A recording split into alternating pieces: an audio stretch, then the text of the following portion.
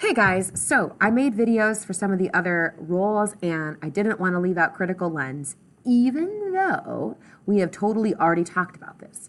Remember the very first week of this and how we all did the Critical Lens together and we watched that clip from that TV show Friends and we watched that Burger King commercial and that Nike commercial and the Jimmy John's commercial, like all of that stuff was for the Critical Lens. So essentially, you are, and I want you to listen closely, you are doing the same work that you did week one that we all did together. You are obviously going to have even more practice and a little bit more information than when you started because you're now a little bit more into the book. So I just wanted to kind of use the same slides from before, but just sort of remind you as to what your job is going to be. So first, this is kind of what we said the first time we talked about this, but I want you to remember that when you are reading with a critical lens, you are yourself. So what you think about gender, what you think about race, what you think about different things having to do with like age and all those different things, those are all seen from a perspective of you, right? You are the ones with that. You are the one with the critical lens.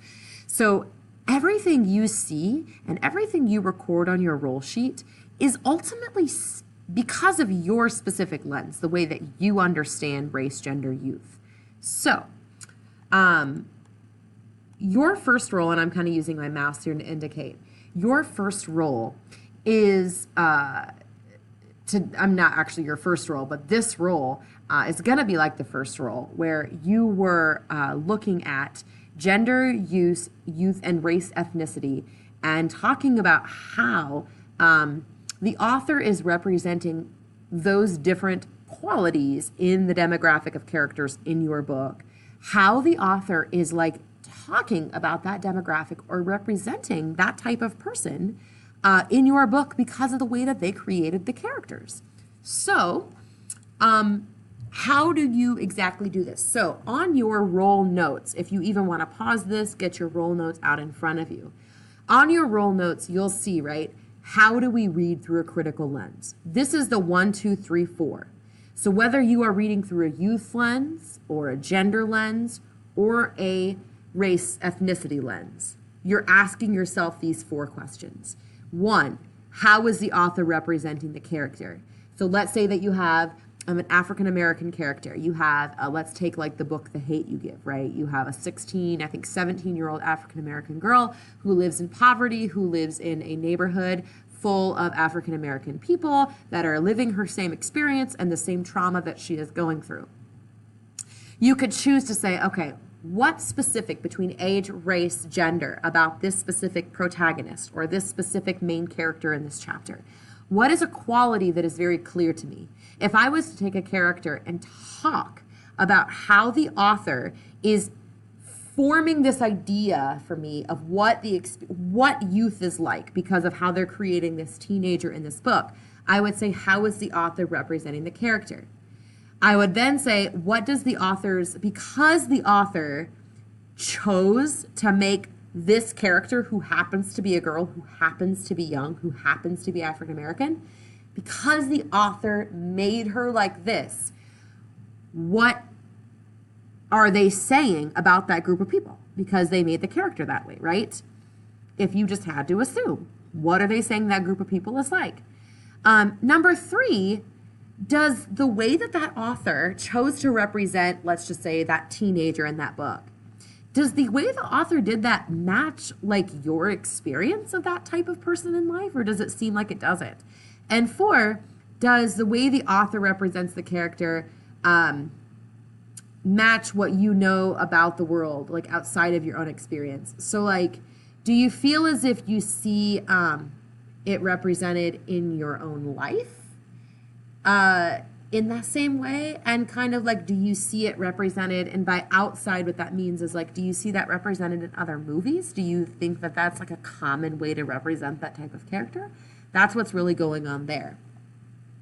If you want to watch this clip of Friends, this is totally embedded in these slides, so you can like pause me and you could watch this Friends clip. We watched this in class. You could actually look at this gender, race, and youth, which is super cool.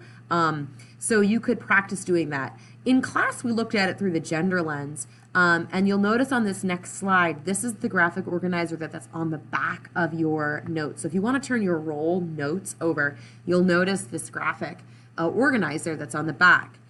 I want you to listen carefully. If you're talking about youth, let's say you want to look at the youth lens, look at my cursor.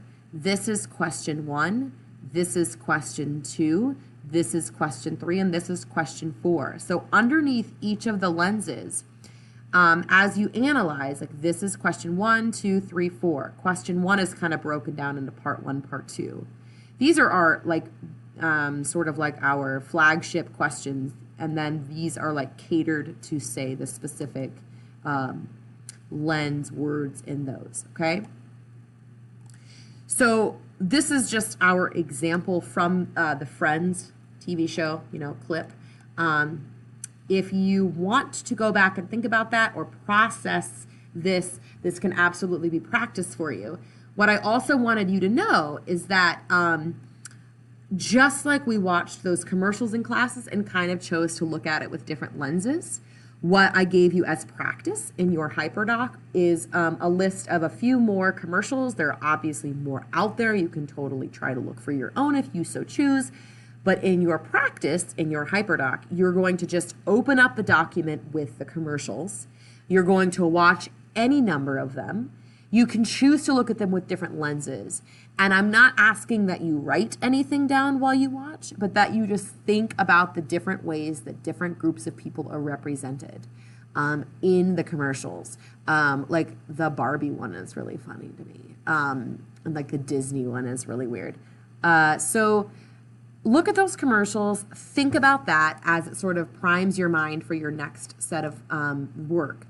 The very last slide is ultimately just talking about exactly what I say in the HyperDoc about the roll sheet.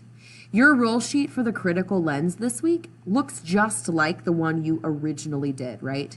You're going to, at the end of this section, so like the 50% mark or the 70, wherever you are starting, you are going to record the summary of your section. You are going to continue to tell me theme topics you see developing. They can be same ones you've seen before. And then in the 3 following, you are going to choose either the same lens, so you could ask yourself 3 of the youth questions, or you could look at 3 different lenses. You'll record the number, like the corresponding, meaning I'm going back to this slide, so this would be like question 1 under youth, question 2, question 3, question 4. You will record here the lens and the question number. You'll respond to that question here, and you'll put the page reference or even just the chapter reference that you're talking about when you answer this question. If it's sort of not applicable or you feel like the entire section is where you're basing this answer in, you can just put entire section. The more specific, the better. So there really is, that's sort of it with the information you need to be able to do this. First, go to those commercials for your practice. Think about that. Ask me any questions you might have, and then embark upon the next section of your text where you can continue to scan with the lens that you are seeing in your book through the main characters, perhaps the protagonists or some of the other main characters in your text, analyzing them through the critical lens. Let me know if you have any questions, and good luck.